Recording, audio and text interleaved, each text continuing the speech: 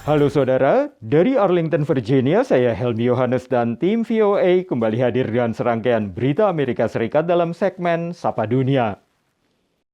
Kami awali dengan Amerika Serikat yang diperkirakan akan segera mengambil keputusan mengenai suntikan booster kedua vaksin COVID bagi warga berusia di atas 50 tahun. Ini terjadi saat penularan COVID perlahan merangkak naik, terutama di wilayah New York. Harian New York Times melaporkan, pemerintahan Presiden Biden sedang berencana untuk segera memberikan pilihan suntikan booster kedua bagi warga Amerika berusia 50 tahun ke atas. Perkembangan ini berlangsung saat para pakar kesehatan Amerika mengkhawatirkan potensi naiknya kembali kasus COVID sebelum bulan September nanti, yang kemungkinan terpicu oleh subvarian Omicron BA2. Menurut ABC News, subvarian BA2 yang lebih menular kini menjadi kasus dominan di kota New York. Menurut pakar kesehatan, penting bagi warga berusia di atas 50 tahun untuk mendapatkan pemberian booster kedua sebagai proteksi tambahan. Perusahaan farmasi Moderna dan Pfizer telah meminta izin penggunaan darurat bagi suntikan booster kedua dari Badan Pengawas Obat dan Makanan Amerika FDA. Ahli penyakit menular Dr. Anthony Fauci mengatakan otoritas kesehatan masih meneliti data yang masuk. Dan untuk saat ini, suntikan booster kedua direkomendasikan bagi warga dengan penurunan kekebalan tubuh. Tapi bagi warga pada umumnya, mungkin baru akan diizinkan pada pertengahan tahun atau bahkan pada kuartal ketiga nanti. Saudara, Amerika Serikat menetapkan pembersihan etnis warga Rohingya oleh pemerintah Myanmar sebagai genosida. Penetapan ini membuka pintu bagi sanksi ekonomi baru dan semakin mengucilkan junta militer Myanmar dari dunia internasional. Lebih dari 700.000 warga Rohingya telah mengungsi dari Myanmar ke Bangladesh sejak 2017. Kelompok minoritas muslim ini terus menjadi sasaran persekusi pemerintah Myanmar di bawah junta militer maupun pemerintahan yang terpilih secara demokratis. Berdasarkan kajian terbaru, pemerintah Amerika Serikat menetapkan kebijakan pemerintah Myanmar ini sebagai genosida. The attack against Rohingya was widespread and systematic, which is crucial for reaching a determination of crimes against humanity.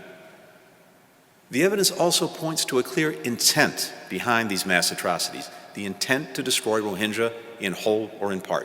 Keputusan pemerintah AS ini direspons positif sebagian analis. Just using the word genocide does have some rhetorical effect. It does help isolate the military regime in Myanmar. Tapi analis lain menilai tak cukup bagi AS untuk sekedar menetapkan sebagai genosida. We need to see the U.S. reaching out to other countries to get them to make similar determinations.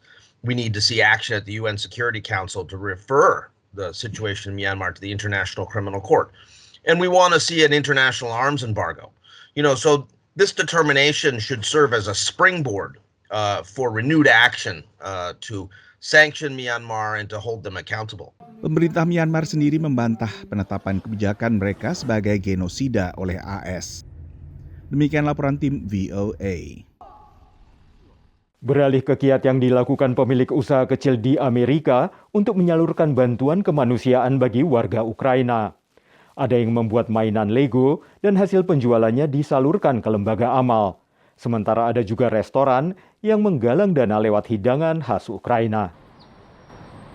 Sejak 1954, restoran Veselka telah menghadirkan masakan Ukraina bagi warga kota New York, termasuk diantaranya borscht, sejenis sup khas Ukraina. Dengan meletusnya perang antara Rusia dengan Ukraina, restoran ini pun menggalang dana lewat penjualan borscht. Borscht is a Ukrainian traditional soup that we sell a lot of here, and I felt that it was important to help Ukrainian people, my people back home. So all of our borscht sales will be donated to help the Ukrainian humanitarian relief aid. Sejak awal serangan Rusia, restoran yang terletak di permukiman diaspora Ukraina di kawasan East Village ini mengalami lonjakan jumlah pelanggan. I want to do whatever I can to support the Ukrainians, against the Russian invasion, which was terrible, and I just feel bad for all the people in the Ukrainians. Penggalangan dana secara berbeda dilakukan perajin mainan dekat Chicago, negara bagian Illinois, yaitu lewat penjualan mainan yang dimodifikasi dari Lego. We thought it would be a good idea in the light of the recent news in Ukraine to try and make something that we could solicit donations and try and send them to help people. So we made a President Vladimir Zelensky action figure. Lego modifikasi dalam bentuk Presiden Ukraina Volodymyr Zelensky dijual seharga $100. Sementara Lego berbentuk bom Molotov, simbol perlawanan rakyat Ukraina, dijual seharga $20. We've raised, as of last night, $145,000 between the two items, the Zelensky figure and the Molotov cocktails that we made. Dana ini kemudian disalurkan lewat Direct Relief yang memfokuskan pada penyaluran bantuan medis bagi rakyat Ukraina. Demikian laporan tim VOA.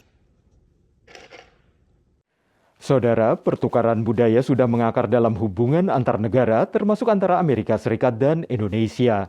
Seperti budaya gamelan Bali misalnya, sudah lama dikenal di Amerika dan kini mencapai titik di mana gamelan sudah sepenuhnya bisa dibuat di Amerika, bahkan kemudian diperkenalkan kembali ke Indonesia.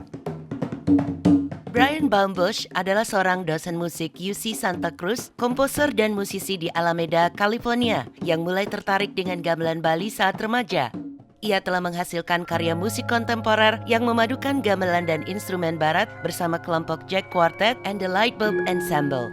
Brian memutuskan membuat gamelan versi Amerika ketika ia mendalami konsep penyetelan suara pada instrumen atau tuning gamelan. And so it was difficult to find somebody, who would let me retune their own set of instruments from Bali, because those instruments are very valuable and people don't really want, someone who doesn't know what they're doing grinding away the bronze to, experiment on new tuning systems. Setelah 10 tahun membuat gamelan di Amerika, ia membawa set perangkat gamelan ini dan memperkenalkannya kepada para musisi di Bali. I sent those instruments to Bali permanently with the idea that over the next decade or two, we can continue to develop music, new types of music and new types of performance practices. Putu Septa adalah pemimpin gamelan nata suara di Ubud yang bereksperimen bersama kelompoknya menggunakan gamelan buatan Amerika ini. Gamelan ini sangat fleksibel, banyak kemungkinan yang bisa dibuat melalui kreativitas para komposer yang nantinya mau menggunakan gamelan ini sebagai media ungkap. Gamelan nata suara telah memainkan gamelan ini dalam karya Brian Baumbush, Prism for Gene Davis No. 9 di Bali. Karya musik berdurasi 20 menit tersebut akan dirilis oleh New World Record, perusahaan rekaman yang berbasis di New York pada tahun 2023. Madioni, Maria Iman Santoso, Andri Tambunan melaporkan untuk VOA. Saudara, kami akan kembali dengan Sapa Dunia Senin depan.